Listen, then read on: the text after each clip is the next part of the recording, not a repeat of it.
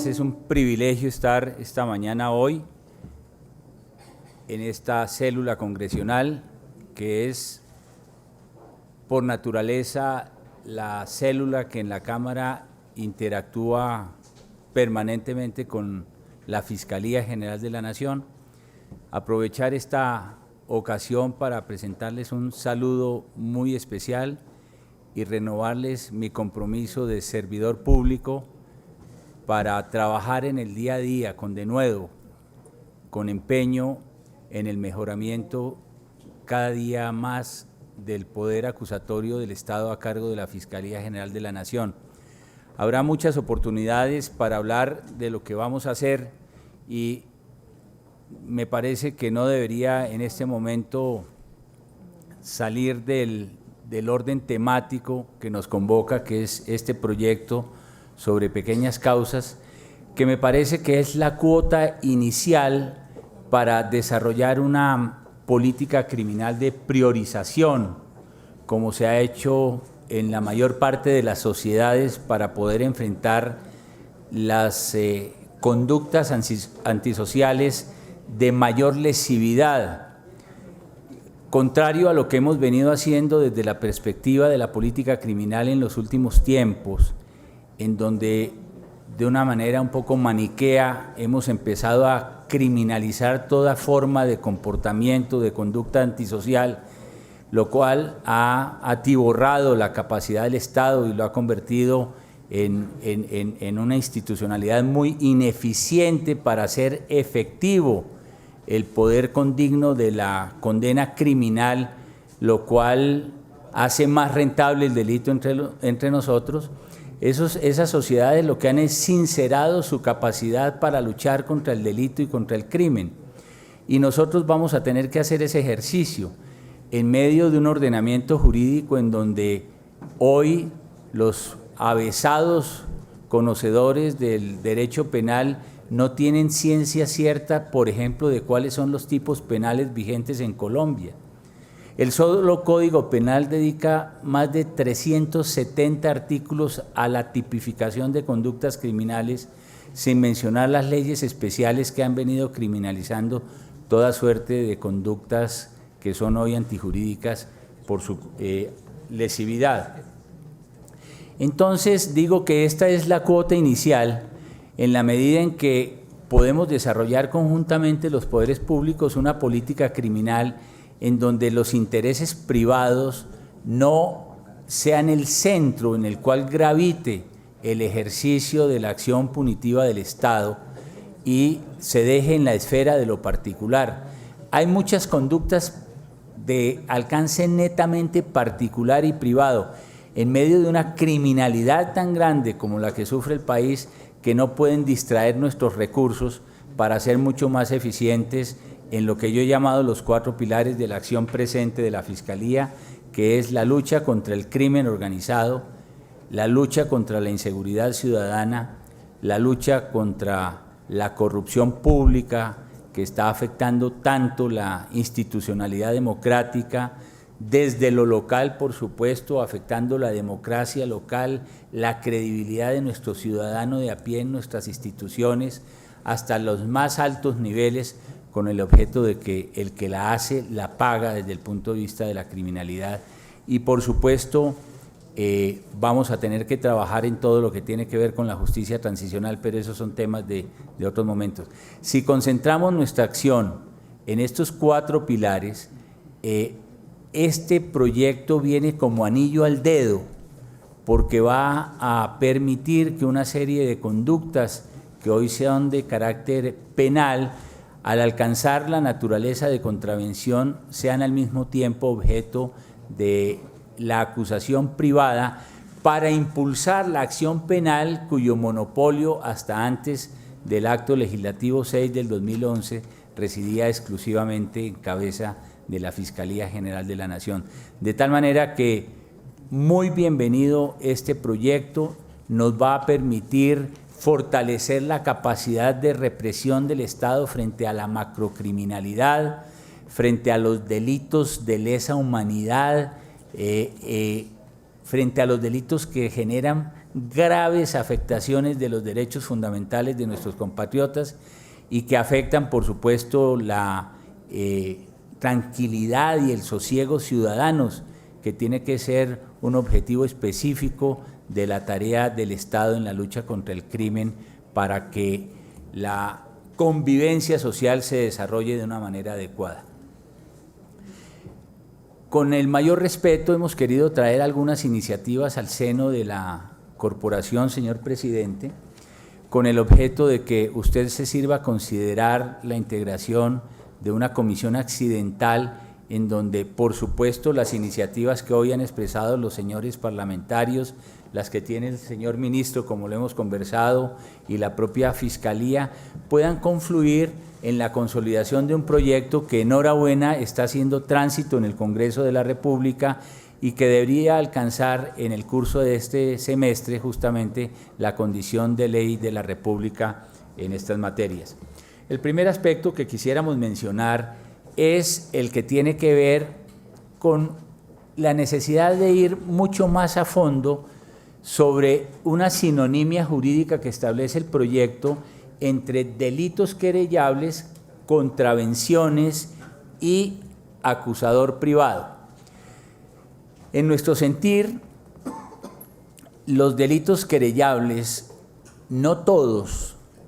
por su lesividad, por su grado daño al tejido social, a nuestra institucionalidad, por la afectación que generan a los bienes jurídicos, no todos deberían per se contribuirse en contravenciones. Los delitos querellables tienen un tratamiento calificado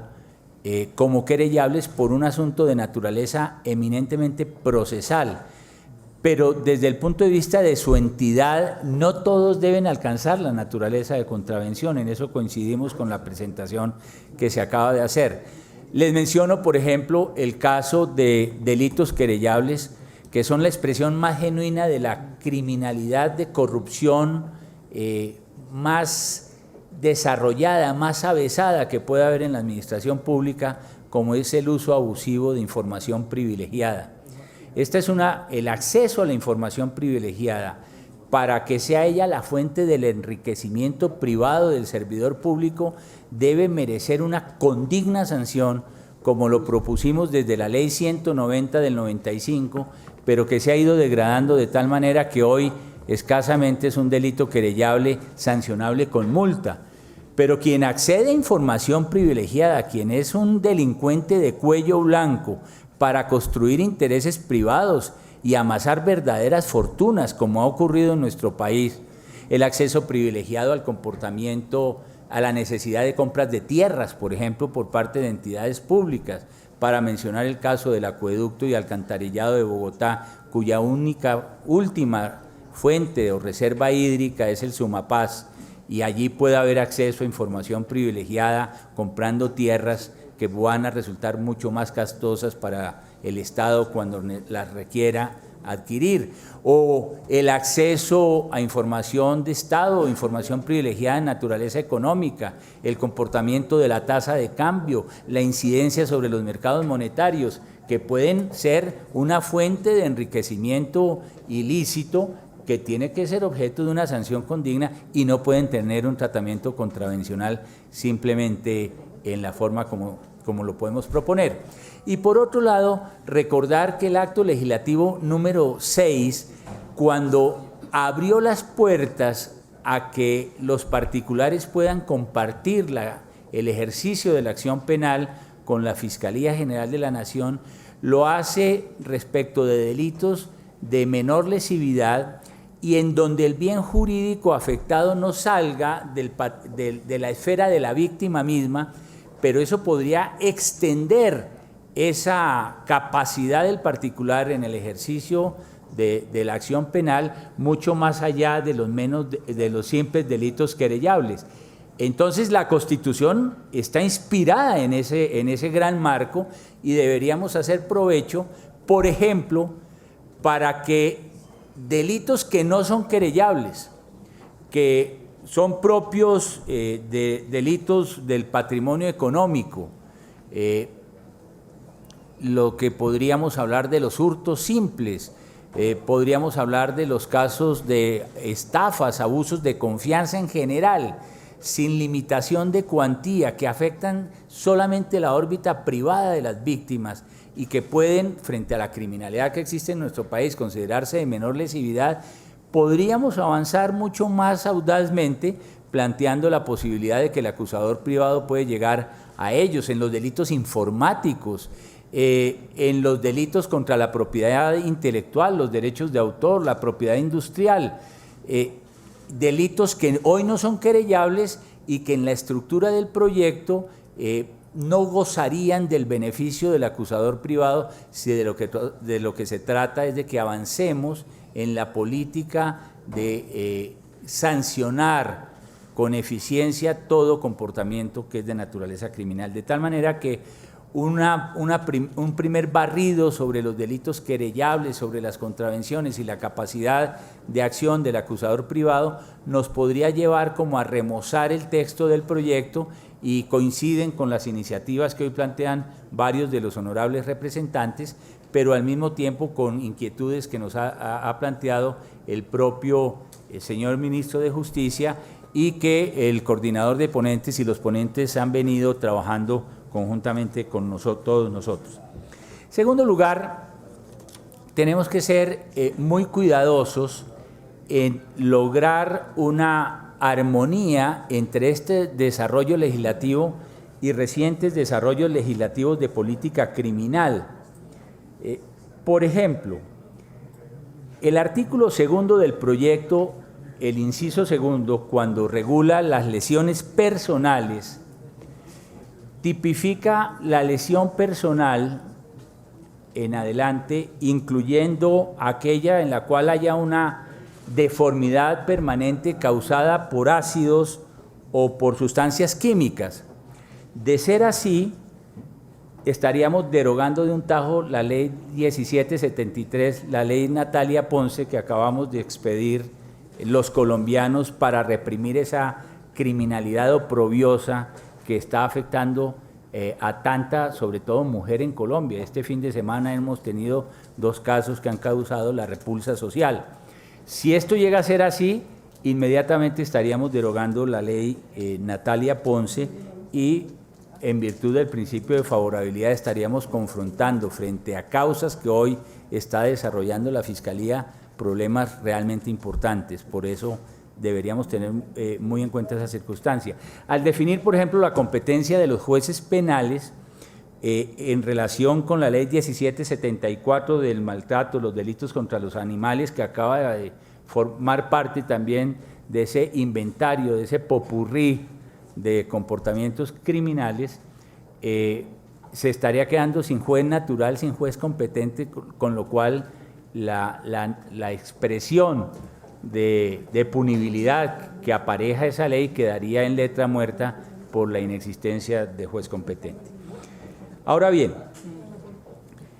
como todo proyecto de naturaleza penal, tenemos que ser muy cuidadosos, y aquí ya lo han dicho ustedes, en relación con el régimen de transición. Nos preocupa mucho en la Fiscalía que el proyecto, al derogar las conductas típicas que hoy son delitos querellables, al dejar de ser delitos querellables y alcanzar en adelante la naturaleza de contravenciones, por el principio de favorabilidad del lugar a que las investigaciones sobre hechos punibles anteriores a la vigencia de la ley, que dejan de ser delitos, den lugar inmediatamente al archivo de esas investigaciones o a que se decreten inmediatamente las preclusiones correspondientes. Estamos hablando de cientos de miles de investigaciones que tiene hoy la Fiscalía General de la Nación. Y por supuesto, respecto de personas que ya han sido condenadas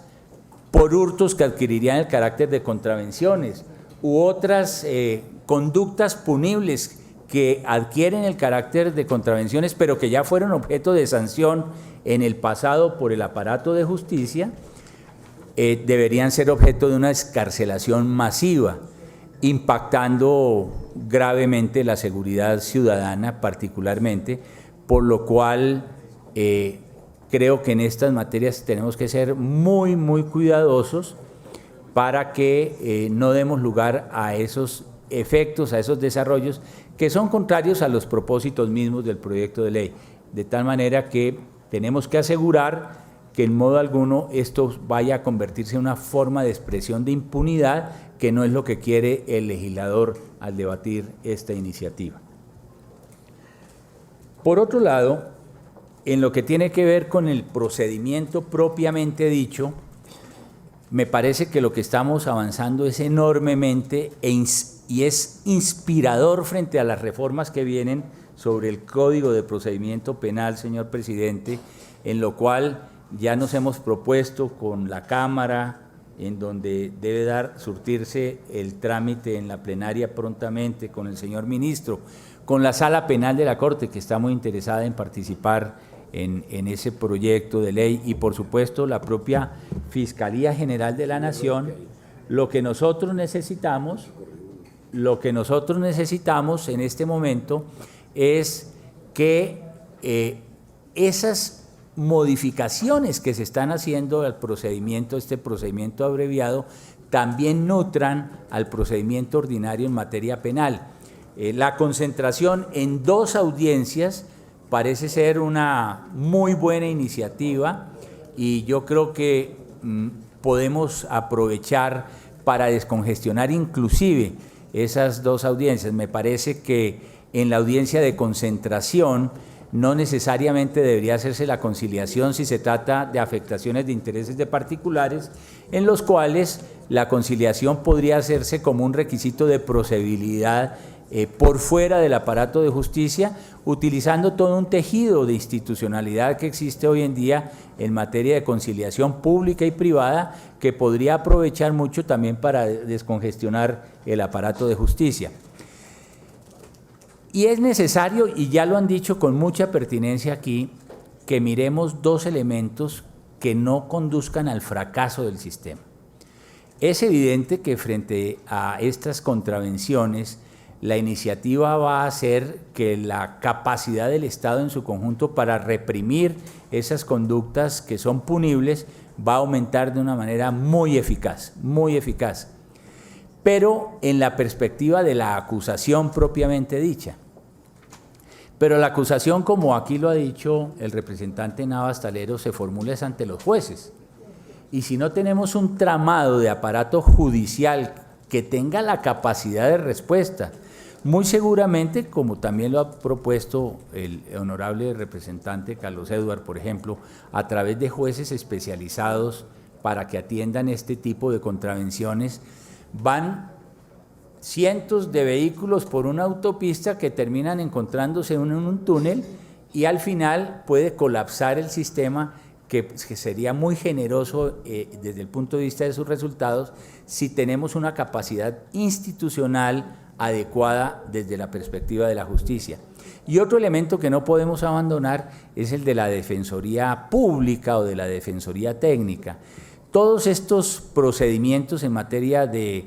pequeñas causas o contravenciones están asociados a la capacidad de que exista por parte del Estado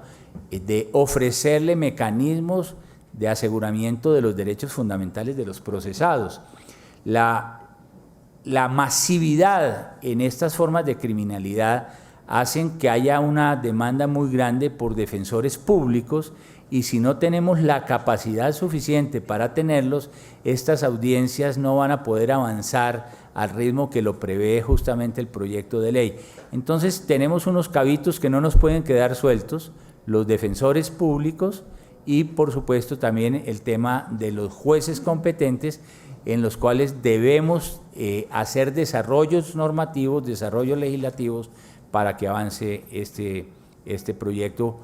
con muy buen suceso.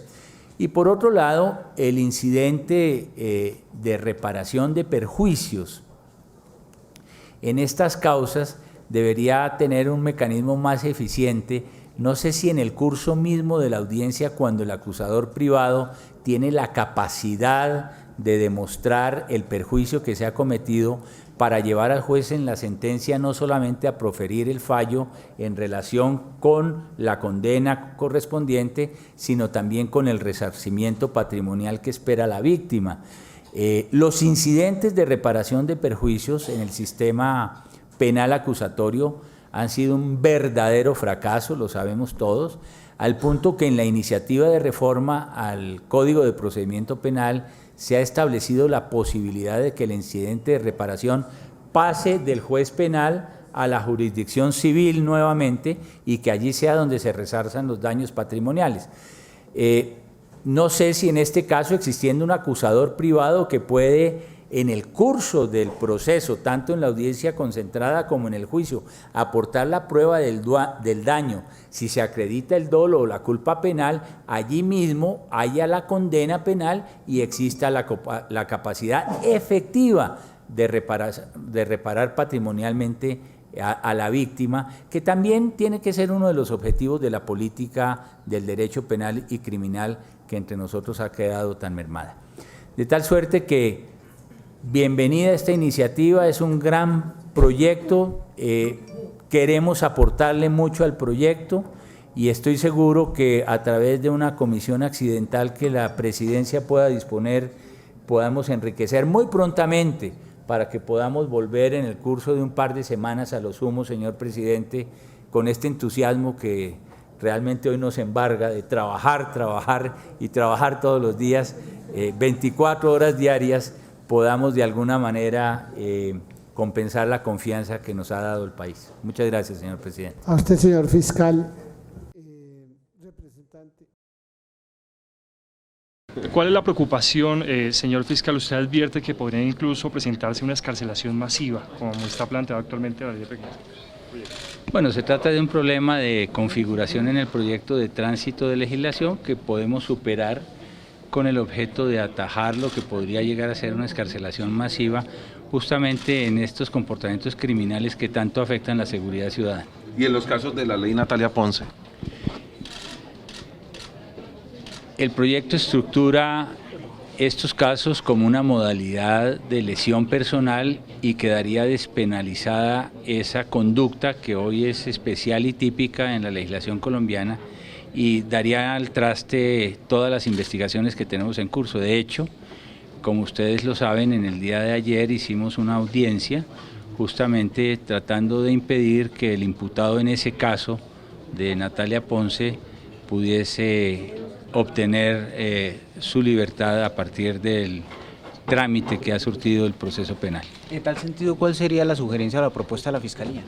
Nosotros consideramos que es necesario modificar el tránsito de legislación para que hechos que son punibles hoy no dejen de serlo en el ámbito de la nueva legislación y hemos propuesto unas iniciativas que vamos a considerar con la subcomisión. Sí, con este proyecto no se deja desprotegida a la gente más pobre, a la que roban todos los días en la calle, al campesino. En modo alguno. De lo que se trata es de dar la oportunidad en aquellos casos en que haya un acusador privado que lo solicite a la Fiscalía, pero sigue radicada en cabeza de la Fiscalía General de la Nación el deber supremo de combatir el delito en todas sus manifestaciones. Pero no retirar el proyecto. No, es un proyecto que le conviene a la ciudadanía, le conviene al país y le conviene a la lucha del Estado contra el crimen. Fiscal, ¿qué naturaleza tenía la audiencia del implicado del ácido de Natalia Ponce? ¿Era otra imputación o algo? No, era una audiencia que habían solicitado ellos justamente para obtener la excarcelación.